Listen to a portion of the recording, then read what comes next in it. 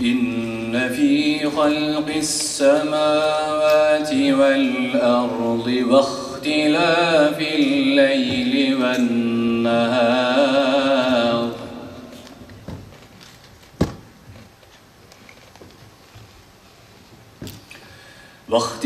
الليل والنهار لآيات لأولي الألباب.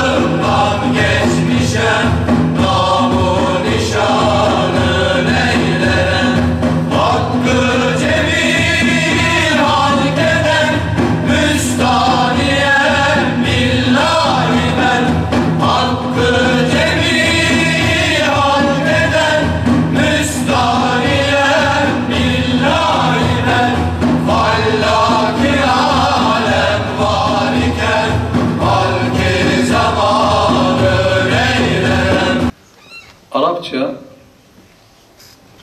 aslında bizim millileşme serüvenimizde 1000 yıllık yol arkadaşımız.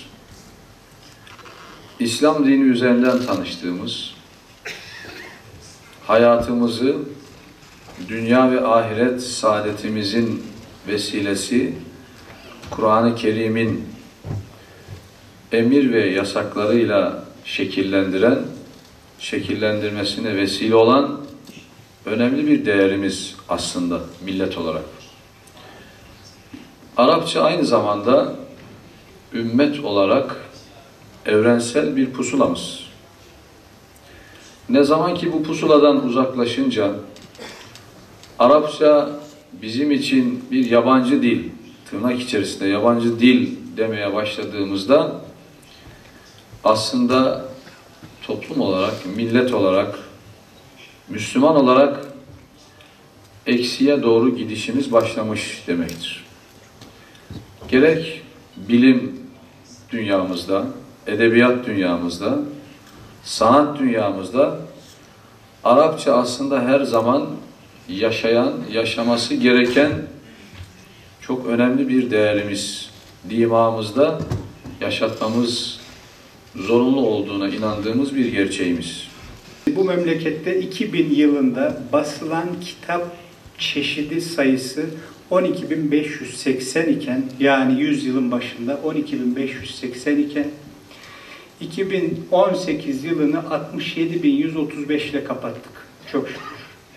Bu ISBN sayısı. Kitapların arkasındaki uluslararası standart kitap numarası diye geçer. ISBN sayısı. Memleketimizde ISBN almak zorunlu değil. Bizim bir değerleme işimiz de var. Bu değerlemeye göre baktığımızda memleketimizde basılan net sayıyı söylüyorum. Kitap çeşidi 70.803. 12.500'lerden 70.000'lere gelmişiz.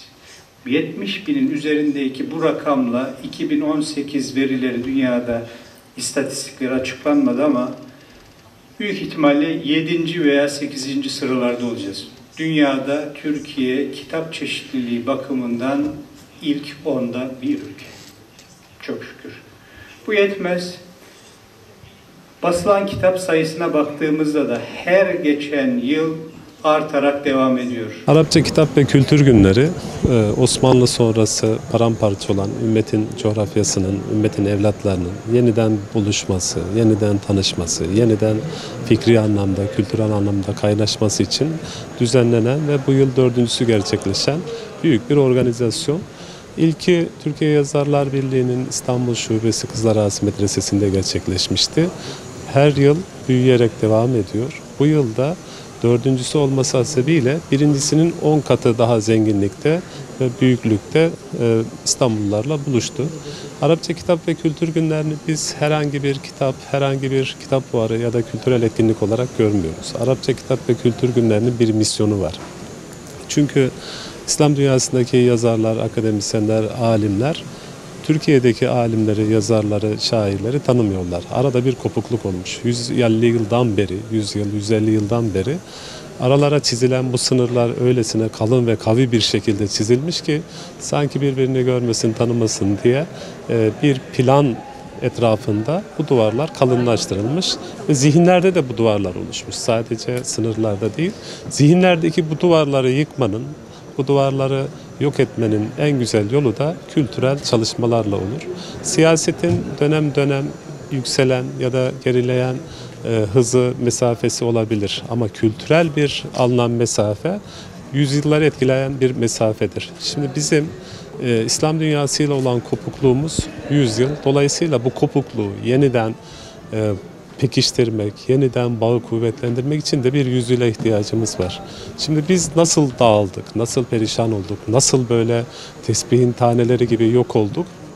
Bunu tartışmamız, bunu konuşmamız, bunu dert etmemiz gerekiyor. Bugün İslam dünyasının her yerinde kan, zulüm ve gözyaşı var. Bu kan ve zulüm, gözyaşını planlayanlar, programlayanlar elbette belli bir plan çerçevesinde bunu uyguluyorlar ve uygulamaya devam ediyorlar. Biz birbirimizle tanışamayalım, biz birbirimizle görüşemeyelim diye Cumhuriyet döneminde de Türkiye'yi kendi Edirne'den Kars'a dar sınırları içerisine hapsedilmiş ve sanki Cumhuriyeti kuran iradeye bu sınırların dışına çıkmayın, siz burada oyalanın, ne zaman bu hattı aşarsanız size haddinizi bildiririz dercesine her 10 yılda bir darbeye maruz kalmışız. Bizi kitapla vurdular, bizi medeniyetle vurdular, bizi kütüphanelerle vurdular. Çünkü tarihten bugüne baktığımız zaman Haçlı zihniyeti ülkelerimizi, şehirlerimizi işgal ettiğinde hep kütüphaneleri vurmuş. Askeri karargahlardan önce kütüphaneleri vurmalarının elbette bir sebebi var. Çünkü siz bir milletin kültürel hafızasını yok ederseniz onu artık dirilmemecesine yok etmiş sayılırsınız. Dolayısıyla Arapça Kitap Kültür Günleri bu yıl kendisine tema olarak kütüphaneleri belirledi.